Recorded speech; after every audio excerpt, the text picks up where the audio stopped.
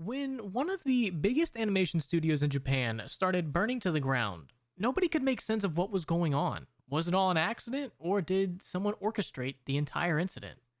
Soon, the truth came to light. A man bitter with resentment stepped out to take his revenge. 44 people lost their lives to this arson attack, but how exactly did things unfold? Let's begin with a background of Kyoto animation.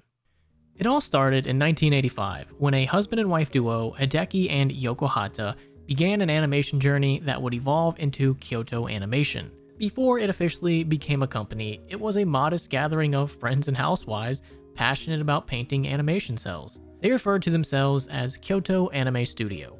Yoko Hata, drawing from her experience as a painter at Mushi Productions, which was known for classics like Astro Boy, helped lead this initiative. Yoko Hata initially recruited housewives with a little bit of spare time to paint cells for renowned anime studios like Tatsunoko Pro and Period. They contributed to animes such as Super Dimension Fortress Macross, Yurusei Matsuda, and Genesis Climber. As the years passed, Kyoto Animation grew, retaining its original members while gaining recognition for background artwork in Neon Genesis Evangelion, and engaging in in-betweens and key animations for various other projects. Their breakthrough as Kyoto Animation came with their first independent production, a short animation for the Happy Smile cult. The visibility this film brought attracted big companies seeking co-productions, which propelled Kyoto Animation toward independence and acclaim. Kyoto Animation's rise to fame continued when they took charge of Full Metal Panic, a series that would become massively well-known. They shifted their focus to romantic comedy, deviating from its previous tone.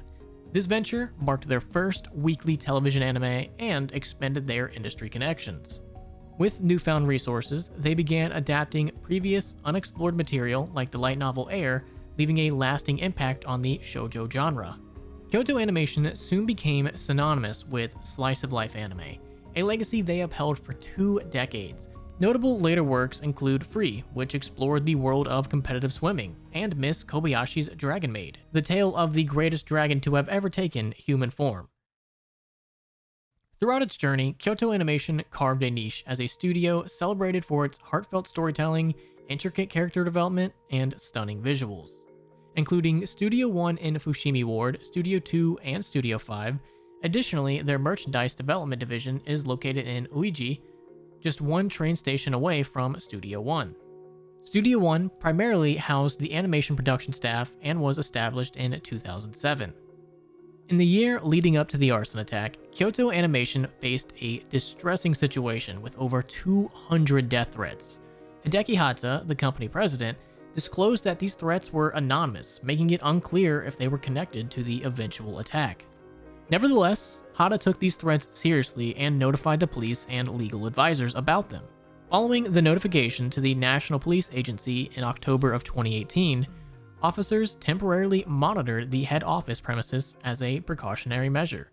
However, soon it would become clear that these disturbances were more than mere threats. There was a massive, devastating explosion around 10:31 a.m., triggered by the perpetrator who had entered Studio 1 and set 40 liters of gasoline on fire. This mysterious person had bought the gasoline from a location 10 kilometers away and transported it all the way to the building on a platform trolley. The police could tell that the gasoline mixed with the air, leading to the initial explosion. The perpetrator repeatedly shouted, "Die," and poured gasoline on people, setting them on fire and causing chaos in the street, as these people would run out of the building while still on fire. As things continued to get worse near the entrance, studio staff found themselves trapped inside. Tragically, 20 bodies were discovered on the stairs from the 3rd floor to the roof, which showed a clear attempt to escape that unfortunately did not work out for them. Within 30 seconds of the explosion, the 2nd and 3rd floors were filled with smoke, making it difficult for people to evacuate. The perpetrator tried to flee but was pursued by 2 Kyoto Animation employees and eventually arrested by the police right there on the spot.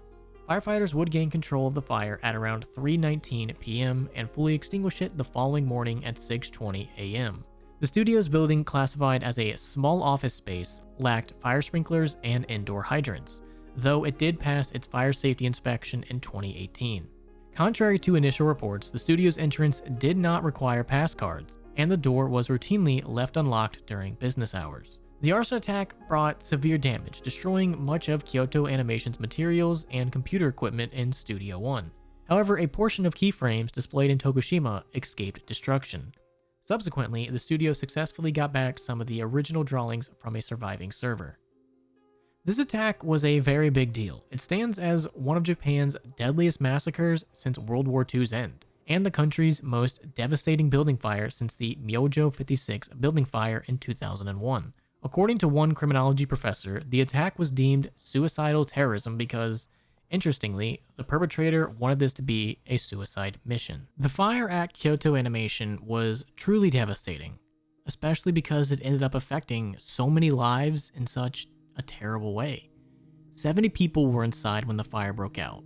Initially, reports said 34 people lost their lives, and then 2 more passed away later from their injuries. But things weren't that simple. The severity of the fire made it almost impossible for authorities to identify everyone.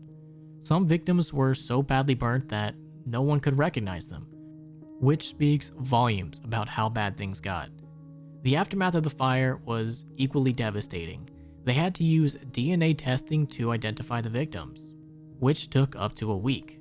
What made it even more disturbing was the fact that about 2/3 of those who died, around 20 individuals, were all women. Out of respect for the families grieving their loved ones, the president of Kyoto Animation asked the media not to disclose the victim's name, emphasizing that it was the right thing to do during such a difficult time. As days passed, authorities worked tirelessly to identify all 34 victims, and began the task of returning the bodies to their families. It was such a delicate situation, with discussions ongoing about how and when to disclose the victims' identities. Some families, unable to contain their grief, chose to share information about their loved ones with the media. For example, the family of color designer Naomi Ishida confirmed her passing on July 24th, and animator and director Yasuhiro Takamoto's death was confirmed through DNA testing on July 26th. But the sad parts didn't end there. Another person passed away on July 27th, bringing the death toll to 35. Each loss was felt deeply, with communities all mourning together. By October 4th, 2019, the death toll rose to 36 as one more woman died due to septic shock. Originally, it was reported that 36 people were injured, but sadly, that number dropped to 34 as 2 more victims lost their battles in the hospital. The road to recovery was long and painful for those who did survive. By September 18th, all 34 individuals were out of life-threatening conditions, but many still faced intensive care due to severe burns. Thankfully, some stories of survival emerged. Naoko Yamada, a renowned animation director, known for her work on beloved projects like K-On!, A Silent Voice, and Liz and the Blue Bird, was confirmed safe after the incident. But who was this person behind this unimaginable attack? Shinji Oeba, born on May 16, 1978 in Saitama, was identified as the suspect behind the devastating arson attack on Kyoto Animation's Studio One. At the time of the attack, he was 41 years old. Interestingly, this wasn't the first time that Oeba was seen around that area. According to reports from NHK and other Japanese media outlets, as well as information from the police and other sources, several sightings of Shinji Oeba were confirmed in the days leading up to the attack. 2 days before the incident, he was spotted loitering around a convenience store parking lot just 200 meters from the building. Witnesses noted that he appeared angry and was playing on his smartphone. He also had 2 containers with him, possibly intended for holding gasoline. On another occasion, a teenager observed a man in a red t-shirt and blue jeans sleeping on a park bench around 8 or 9 p.m., around 500 meters from the studio. This description matched the attire Oeba was wearing when he was arrested after the attack. Additional details emerged over the weekend following the tragedy. According to a report in the Weekly Bunshin, Oeba was raised as a middle child with an older brother and a younger sister. His parents had divorced, and he lived with his father in impoverished conditions. During his schooling years, Oeba faced many challenges. Joining the judo club in elementary school, but struggling with few friends and experiencing bullying in middle school. This led him to spend more time alone at home, eventually becoming a hikikomori, a term used in Japan for individuals who withdraw from social life. As he grew older, Oeba attended high school at night while working odd jobs, including delivering newspapers and working at convenience stores. Sadly, his father passed away before 2005 further impacting his life. In June of 2012, Ueba committed a robbery at a convenience store, stealing 20,000 yen, which would equate to about 105 US dollars. He was subsequently sent to jail and released in January of 2016. Afterward, he entered a government welfare program designed to support ex-convicts in need of special assistance, eventually transitioning to living in a partially government-managed facility before moving into his own apartment. But things weren't as simple as they sound. Neighbors were concerned about Ueba's behavior, finding him alarming. One neighbor, a 27-year-old who wished to remain anonymous, recounted an incident where Ueba accused him of making loud noises at night, leading to a confrontation where Ueba grabbed him by the collar and hair and made threats against his life. Local authorities confirmed that in August of a prior year, a complaint was filed against Ueba for playing loud music at night. When police tried to address the situation, Ueba refused to open the door, prompting them to enter through the balcony. During the arson incident, immediately after igniting the fire, Ueba tried to flee but was arrested by the Kyoto Prefectural Police near Rokujizo Station. While being arrested, Ueba experienced severe burns to his legs, chest, and face, and required hospitalization. While being transported to the hospital, Ueba confessed to starting the fire, citing possible revenge motives and accusing the studio of, quote-unquote, ripping him off or plagiarizing his novels. However, Kyoto Animation clarified that they had no record of Ueba submitting work under his name to their written contest. They did receive a draft novel from him, which failed the initial assessment and bore no resemblance to their published works. Ueba claimed that a scene from the 5th episode of Surene resembled a scene from his submitted novel, specifically involving the purchase of discounted meat. Despite Ueba's allegations, Kyoto Animation denied any plagiarism, emphasizing that the similarities were coincidental. Ueba's burns were so intense that he required transfer to a university hospital in Osaka for specialized treatment, including skin graft surgery.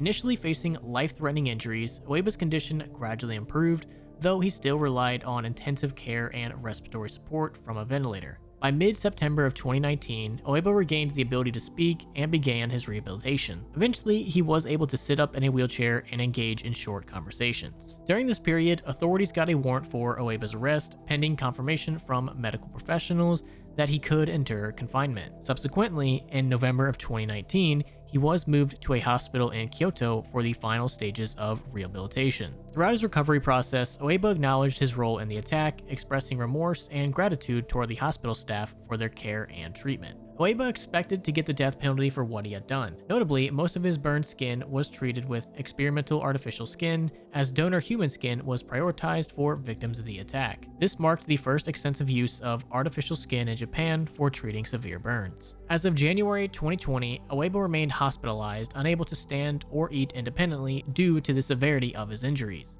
In May of 2020, having shown sufficient recovery, he was formally arrested on charges of murder and related offenses. Later that year, in December of 2020, Ueba was indicted for his involvement in the attack. Ueba's criminal history included a previous incarceration for robbery in 2012, and he was known to suffer from mental illness. There was a speculation that his mental health condition might mitigate his penalty from death to life imprisonment. In May of 2023, the Kyoto District Court announced that Ueba's trial would begin in September of that year, with the verdict expected in January of 2024. Ueba pleaded guilty to the charges in September of 2023. Subsequently, in December of 2023, prosecutors sought the death penalty for Ueba, and he was ultimately sentenced to death in January of 2024. The next day, he filed an appeal against the death sentence, stating that while he accepted the sentence, he wanted to exercise his right to voice his thoughts through the appeal process. But were things ever really going to be the same at Kyoto Animation? Well, the aftermath was simply terrible to witness. 1 month after the arson attack, survivors of the incident started returning to work at the alternate Kyoto Animation studio, which was a massive step towards recovery and rebuilding.